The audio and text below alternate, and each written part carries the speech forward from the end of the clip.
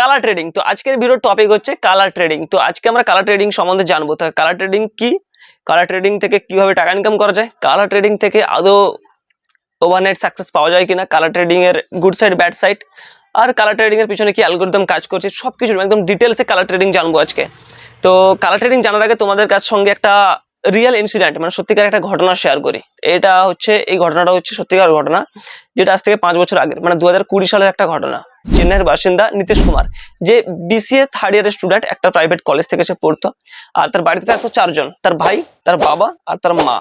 আর তার বাবার ছিল একটা ভুসিমালের দোকান, মা হচ্ছে হাউস ওয়াইফ, আর তার ভাই পড়াশোনা করতো স্কুলে। তো এরকম চলছিল তাদের মানে লাইফস্টাইল। তো তারপরে কি হয় না, তাদের ফাইন্যান্সিয়ালের জন্য একটু সমস্যা হয় তাদের পরিবারে। তখন নীতিশ কুমার কি করে, একটা ট্যাটু আর্টিস্টের দোকানে যায় কাজ করতে, হেল্পার হিসেবে মানে তার সহযোগী হিসেবে কাজ করতে যায়। আর সেখানে সে কাজ করতো, সেখানে যে টাকা পেতো সেটা পরিবার দিত, বা তার প্রাইভেট স্কুলের মানে কলেজের যে খরচা ছিল সেগুলো সে চালাতো নিজেরা। তো একদিন সে তার বন্ধুর কাছ থেকে মানে নীতিশ কুমার তার বন্ধুর কাছ থেকে একটা অ্যাপের ব্যাপারে জানতে পারে, যে সেখানে টাকা ইনভেস্ট করলে সেখান থেকে টাকা ইনকাম করা যায় খুব ইজিলি। ঠিক আছে, সে কি করতো, তার যে সেভিংস ছিল মানে নীতিশ কুমার যে টাকা সেভিংস করে রেখেছিল সেখানে সে ইনভেস্ট করে, আর সেখান থেকে সে টাকা প্রফিটও করে। এবং প্রফিট করার পরে তার পরিবারে জানা যায় হ্যাঁ আমি এখান থেকে প্রফিট করছি। ঠিক আছে, তারপরে কি হয়, সে কিছুদিন প্রফিট করার পরে লস হয়, তার লসটা কিন্তু পরিবারের কাছে শেয়ার করেনি সে। আর লসটা হওয়ার পরে তার ভিতরে একটা কনফিডেন্স ছিল যে আমি একবার প্রফিট করেছি মানে হয়তো লস হতেও পারে, এরপর প্রফিট করব। তো তার পরিবার থেকে কিছু টাকা নেয়, সে টাকাও সে সেখানে ইনভেস্ট করে, আর সেটাও সে লস করে নেয়।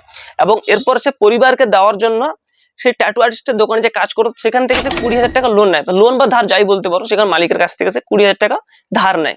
আর সে ধারের কিছু টাকা পরিবারকে দেয় দেখানোর জন্য যে হ্যাঁ এখান থেকে টাকা পাচ্ছি, আর কিছু টাকা সে এই মানে এই যেখান থেকে সে ইনভেস্ট করতো সেখানে আবার ইনভেস্ট করে। আর সেখান থেকে তার আবারও লস হয়, এবং পরিবারকে যে টাকা দিচ্ছিল পরিবারের কাছ থেকে আবার টাকা নেয় যে খেলার জন্য, আবার লস হয় তার।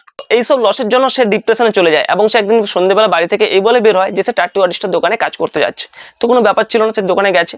কিন্তু প্রবলেমটা তখন হয় যখন সে অনেক রাত হওয়া সত্ত্বেও মানে গভীর রাত হওয়া সত্ত্বেও সে বাড়ি ফিরছে না। তখন তার বাড়ি থেকে কল করছে বারবার তাকে, তার ফোন রিং হচ্ছে কিন্তু সে কল তুলছে না, আবারও কল করছে কল তুলছে না। কিন্তু প্রবলেম আরও তখন বেশি হয় যখন তার ফোন সুইচ অফ আসে।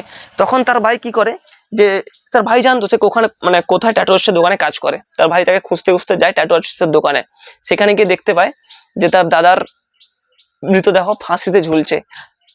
সে অবাক হয়ে যায় এবং তার বাড়িতে কল করে যে এরকম এরকম ব্যাপার। তো বাড়ি থেকে লোক যায় এবং পুলিশ তদন্ত করতে থাকে যে কি থেকে হয়েছে। এবং নীতিশ কুমারের হাতে একটা চিঠি ছিল, চিঠিতে লেখা আছে যে পুরো ডিটেলস যে কি জন্য করেছে, যে 20,000 টাকা লোনের ব্যাপার সেটাও লেখা আছে, এবং সে কি করতো সেটাও লেখা আছে। পুলিশ সুইসাইড নোট পাওয়ার পর তাদের তদন্ত শুরু করে, এবং সেখান থেকে তারা জানতে পারে যে এটা কালার ট্রেডিং এর জন্যই হয়েছে। তো সেই বছর চেন্নাইতে প্রায় 16 থেকে 17টা অ্যাপ ব্যান হয়েছিল। যতই ডিপ্রেশন হোক বা কোনো কিছু হোক, সুইসাইড কিন্তু একদম উচিত না।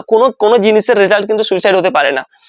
তো চলো এখান থেকে আমাদের টপিক শুরু হচ্ছে কালার ট্রেডিং। কালার ট্রেডিং এ 2টা কি 3টা কালার থাকে, ম্যাক্সিমাম 2টো কালার থাকে, একটা গ্রিন থাকে একটা রেড থাকে। তোমাকে 2টো কালারের মধ্যে যে কোনো একটাতে টাকা লাগাতে হবে। ঠিক আছে, হয়তো তুমি 100 টাকা দিয়ে খেলা শুরু করবে, 100 টাকা তুমি রেটে লাগালে, আর 30 থেকে বা কিছু একটা নির্দিষ্ট টাইম থাকে, সে 10 সেকেন্ড হতে পারে, 30 সেকেন্ড হতে পারে, 1 মিনিট হতে পারে।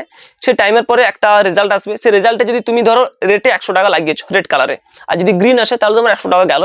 আর যদি রেড আসে তাহলে কিছু একটা কমিশন কোম্পানি রেখে দেয়, তারপরে বাকি ধরো 90 টাকা 95 টাকা যাই হোক তোমার ওয়ালেটে চলে আসে, সেটা তুমি উইথড্রল করতে পারবে, মানে তোমার সেটা উইনিং ব্যালেন্স। তো এরকম হচ্ছে কালার ট্রেডিং, যেখানে 2টো কালার থাকে, তোমাকে একটা কালারে টাকা লাগাতে হবে। যদি পাও তো ঠিক আছে, যদি না পাও মানে সেই কালারটা যদি না আসে রেজাল্টে তাহলে তোমার টাকা গেল। তো এই কাজটা কতটা ইজি মনে হচ্ছে না, যে জাস্ট একটা 2টো কালার থাকবে টাকা লাগাতে হবে। এই জন্যই এটা এত হাইপে চলছে নতুন যে জেনারেশন তাদের কাছে, এই জিনিসটা এই জন্য এত হাইপে চলছে, কারণ এখানে কিছুই করতে হয় না। জাস্ট তুমি একটা কালারে সিলেক্ট করবে, যদি আসলো তো ঠিক আছে, না হয়তো গেছে। কোনো অ্যানালাইসিস নেই, কোনো টেকনিক্যাল অ্যানালাইসিস নেই, মানে কিছু ব্যাপার নেই অ্যানালাইসিস করার এখানে, জাস্ট পুরোটাই তুক্কা, হলো হলো না হলে গেল। তো এরকম একটা ব্যাপার। তো এরপর আছে এটা কাজ কিভাবে করে। দেখো একদম সিম্পল ভাবে বোঝানোর চেষ্টা করব, যাতে একটা ক্লাস 5-6 এর বাচ্চা দেখলে বুঝতে পারে এটা কাজ কিভাবে করে একদম ইজিলি। দেখো এগুলো যে সার্ভার থাকে, কালার ট্রেডিং এ যে সার্ভার থাকে, এগুলো কিন্তু ইন্ডিয়াতে ব্যান আছে অলরেডি। ঠিক আছে, এগুলো যে সার্ভার থাকে এগুলো দুবাই থাকে, হয় না হলে সিঙ্গাপুরে থাকে, মানে ফরেনই থাকে এদের সার্ভার। তো চলো একটা সিম্পল এক্সাম্পল দিই, একটা উদাহরণ দিই। যে ধরো এখন কালার ট্রেডিং হবে আর 100 জন খেলবে, সবাই 10 টাকা করে এন্ট্রি দিয়েছে, মানে এন্ট্রি ফি 10 টাকা করে, জিতলে তুমি 9 টাকা পাবে, 9.5 টাকা পাবে, সেটা আলাদা ব্যাপার। আর হারলে 10 টাকা পুরো যাবে, সেটা ব্যাপার না। তো চলো এক্সাম্পলটা দেখি। 10 টাকা করে 100 জন খেলবে, 1000 টাকা টোটাল হচ্ছে। তো তার মধ্যে কি হলো, 100 জনের মধ্যে 70 জন ইনভেস্ট করেছে গ্রিনে, মানে 700 টাকা গেছে গ্রিনে, আর বাকি তাহলে কত টাকা, 300 টাকা গেছে রেডে, মানে 30 জন রেড কালারে ইনভেস্ট করেছে। তো যারা অপারেট করছে উপরে তারা কি দেখতে পেলো যে গ্রিন কালারে বেশি টাকা এসছে, রেড কালারে কম টাকা এসছে। তো তোমার কি মনে হয় কোনটাকে উইন করালে অপারেটরদের, মানে যে অ্যাপ বানিয়েছে যারা অপারেটর আছে তাদের বেশি লাভ হবে, প্রফিট হবে?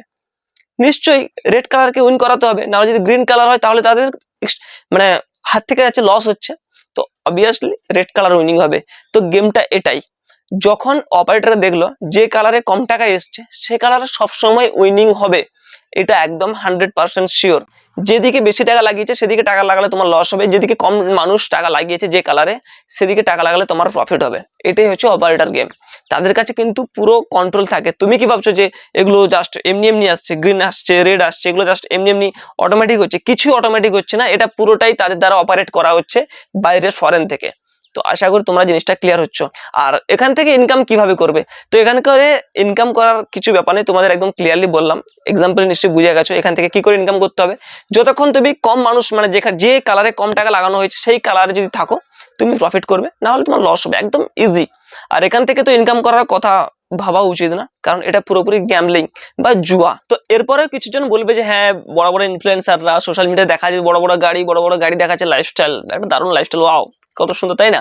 কালার ট্রেডিং করে ভাই, ওগুলো ঘন্টা, ওগুলো কিছুই হয় না, ওগুলো সব ফেক লাইফস্টাইল হয়। আর তোমাদের জাস্ট একটা ইনফ্লুয়েন্স করাচ্ছে যে যাতে তুমি তাদের টেলিগ্রামে জয়েন করো, প্রিমিয়াম টেলিগ্রাম আছে ওদের, সেখানে টাকা দিয়ে পে করে তাদের টেলিগ্রামে জয়েন হতে হবে, আর সেখান থেকে তারা টাকা কামায়। আর কি হয়, এই যে ফ্রড বা জুয়া যে গ্যাম্বলিং অ্যাপগুলো, সেখানের অ্যাপগুলো তারা প্রমোশন করে, আর সেই অ্যাপের কমিশন থেকে তারা টাকা ইনকাম করে। অরিজিনাল তারা কালার ট্রেডিং থেকে ইনকাম করে না, তারাও জানে যে এখান থেকে ইনকাম করা অসম্ভব। তো দেখা হচ্ছে তোমাদের সঙ্গে পরে কোনো ইন্টারেস্টিং টপিক, ইন্টারেস্টিং ভিডিওতে। আর ট্রেডিং রিলেটেড নিশ্চয়ই কিছু ভিডিও আসবে, আর এডিট একটা আলাদা করে ভিডিও বানাবো। আর এটার ভিডিও কমেন্ট করে, এই ভিডিও নিচে কমেন্ট করে জানাও যে কারা কারা ইন্টারেস্টেড আছো অরিজিনাল ট্রেডিং শিখতে হলে। তো ততক্ষণ নিজেদের খেয়াল রাখো, আর নমস্কার।